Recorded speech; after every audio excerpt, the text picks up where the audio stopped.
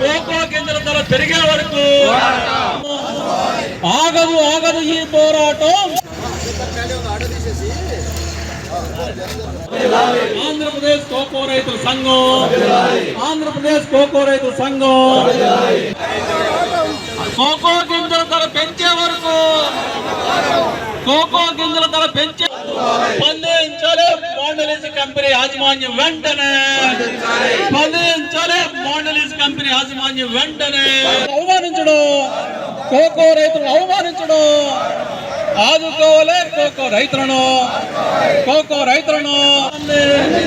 Cocoa గింజలు కొనుగోలు చేయకపోవడాన్ని, cocoa గింజలు కొనుగోలు చేయకపోవడాన్ని ఆదుకోవాలి కోకో రైతులను. ఐక్యత, న్యాయం చేయాలి కోకో రైతులకు వెంటనే, కోకో రైతులకు వెంటనే, కోకో రైతులకు వెంటనే. లేదు ఆలం చెప్పుకున్న ఆ రేట్లో ఇంపోర్ట్ డ్యూటీని ట్రాన్స్పోర్ట్ అయితే 30% ఖర్చు పెట్టాలి.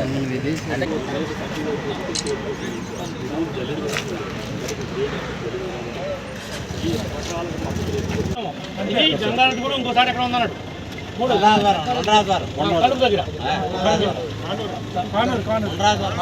చూసుకోండి.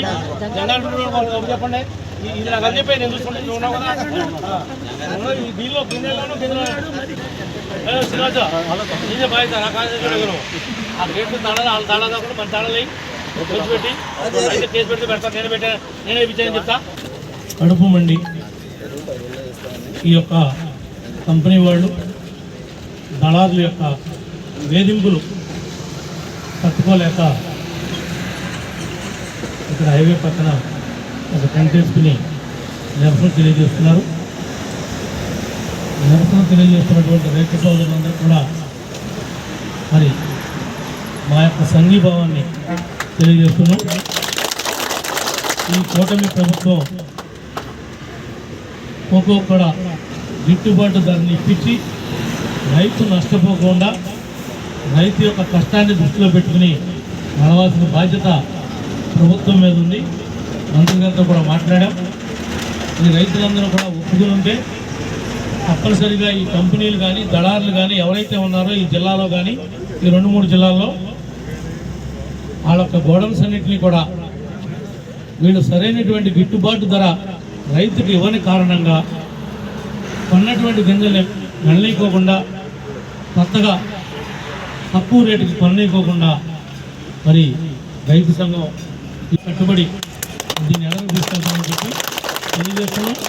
దీనికి మరి మన ఏపీ వెంకటేశ్వరరావు గారు కూడా పనిగట్టుకుని హైదరాబాద్ నుంచి రావటం, రైతులకు సంఘీభావం తెలియజేస్తున్నందుకు ప్రత్యేకంగా ఆయనకు కూడా అభినందనలు తెలియజేస్తున్నాం. ఈ విషయంలో వెంకటేశ్వరరావు గారు కూడా కోకో రైతే కాబట్టి ఆయన దీన్ని ప్రత్యేకంగా దృష్టి పెట్టి ఏ విధంగా అయితే శాశ్వతంగా ఈ కోకో రైతుల యొక్క సమస్య పరిష్కారం అవుతుందో కూడా సలహా కూడా ఇచ్చి ఒక నిపుణుల కమిటీ లాంటిది ఏర్పాటు చేసి ప్రభుత్వం తరఫున కానీ రైతాంగం తరఫున కానీ ఒక రికమెండేషన్స్ కూడా మనం తయారు చేసినటువంటి అవసరం ఉందని చెప్పి కూడా తెలియజేస్తూ ఉన్నాం. ఎందుకంటే ఇది సామాన్యంలో కానీ ఉండిపోయింది మన ప్రాంతంలో. ఇంకా ఉన్న కొందికి ఎక్స్టెంట్ పెరుగుతూ ఉంది. పెరుగుతున్నందుకు తగ్గట్టుగా డిమాండ్ కూడా వచ్చే విధంగా ఇండస్ట్రీస్ రావాలి. దాన్ని ఏ విధంగా దీన్ని ఎదరకు తీసుకెళ్ళగలుగుతామో కూడా మనం అందరం కూడా అధ్యయనం చేసి దీన్ని ఎదరకు తీసుకెళ్లాల్సిందిగా కోరుకుంటున్నాం. రైతులందరూ కూడా ఒక ఐక్యతగా ఉన్నారు. పార్టీలకు అతీతంగా రైతుల ఐక్యతే మా ఐక్యత. రైతు లేనప్పుడు మేము ఎవరూ లేం కాబట్టి రైతులకు పూర్తిగా సంఘీభావం తెలియజేస్తున్నాం.